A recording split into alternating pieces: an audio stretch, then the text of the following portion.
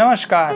आज के इस वीडियो में हम आपको बताएंगे अन्नदान और जलदान के महत्व के बारे में। स्कंद महापुराण में बताया गया है कि प्राचीन काल में आनर्त देश में वसुसेन नाम वाले एक राजा राज्य करते थे। वे दीर्घ काल तक राज्य कर पुत्र पौत्र का सुख देख करके समय आने पर मृत्यु को प्राप्त हुए। तदनंतर मंत्रियों ने उनके पुत्र सत्यसेन को राजपद पर अभिषिक्त किया। सत्यसेन शौर्य तथा उदारता से संपन्न थे। राजा वसुसेन ने जीवन काल में बहुत से दान किए। उस दान के ही प्रभाव से वे दिव्य वस्त्रधारी एवं दिव्य रत्नों से विभूषित हो श्रेष्ठ विमान पर बैठकर स्वर्गलोक में गए। पर वहां जाने पर भी वे भूख की पीड़ा से घिरे रहे। उनका चित्त प्यास के दुख से व्याकुल रहता था। उनका मुंह सूख जाता था।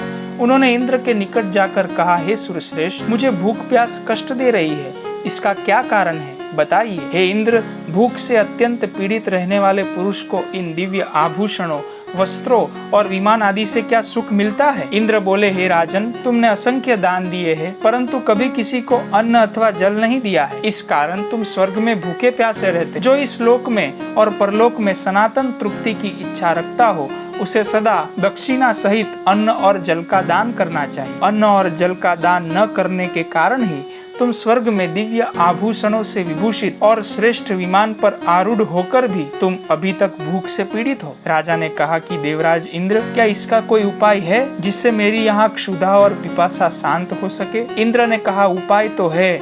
यदि तुम्हारा कोई पुत्र सदा ब्राह्मणों के लिए अन्न और जल दे तो तुम्हें भी उसकी तृप्ति प्राप्त यहाँ पे हो सकती है। परंतु तुम्हारा पुत्र भी तुम्हारे लिए संकल्प करके ब्राह्मणों को अन्न और जल नहीं देता है। जब इंद्र और वसुसेन राजा के बीच ये बात चल रही थी, तभी वहाँ ब्रह्मलोक से नारद मुनि आ पहुँचे। तब इंद्र ने नारद जी को विधि पूर्वक अर्घ्य प्रदान करके आदर के साथ पूछा, हे विप्रवर, आप कहाँ से आए हैं और कहाँ जाने के लिए प्रस्थित हुए हैं? नारद जी ने कहा कि मैं ब्रह्मलोक से आया हूँ और तीर्थ यात्रा करने के लिए मैं पृथ्वी पर जा रहा हूँ। तब राजा बोले, मुनि श्रेष्ठ, मुझ दीन पर कृपा कीजिए। पृथ्वी पर मेरा पुत्र सत्यसेन आनर्त देश का स्वामी है, उससे कहिएगा मैंने तुम्हारे पिता को इंद्र के लोक में देखा है। उनका शरीर भूख प्यास से पीड़ित है और देवताओं में रहकर भी उनका चित्त अत्यंत दीन एवं दुखी है। इसलिए यदि तुम मेरे पुत्र हो और सत्य की रक्षा करते हो तो प्रतिदिन तुम ब्राह्मणों को मिष्टान, धान और जलदान करते रहो। तथास्तु कहकर मुनि श्रेष्ठ नारद जी ने राजा का संदेश सुनाने की प्रतिज्ञा की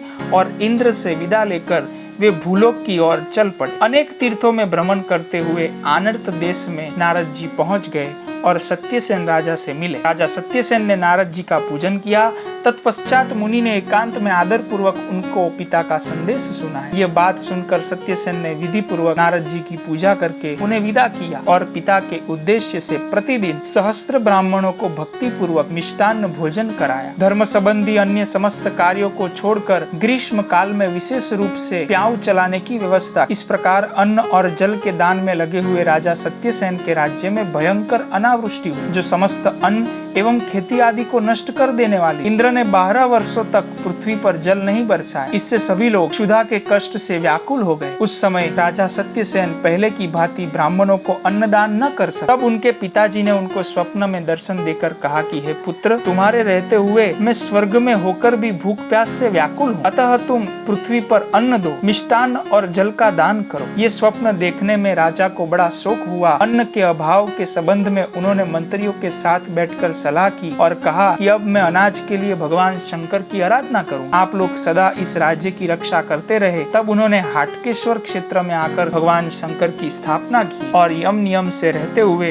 वे उनकी भली भांति आराधना करने लगे। 1 वर्ष पूर्ण होने पर भगवान शिव संतुष्ट हुए और राजा से इस प्रकार बोले कि तुम इच्छा अनुसार वर मांगो। तब राजा ने कहा कि हे देवों के देव, मैंने अन्न की प्राप्ति के लिए आपकी आराधना की है, अतः आप मुझे शीघ्र ही असंख्य अन्न प्रदान करें। पृथ्वी पर वर्षा हो जिससे अनाज उत्पन्न हो और जल भी प्रचुर मात्रा में सबको मिल सके। स्वर्ग में रहने वाले मेरे महात्मा पिता को भी आपके प्रसाद से तृप्ति प्राप्त हो। भगवान शंकर बोले, हे राजेंद्र, समस्त पृथ्वी पर अब शीघ्र ही वृष्टि हो और पृथ्वी पर सब प्रकार के अन्न हो। इस समय तुम अपने घर जाओ।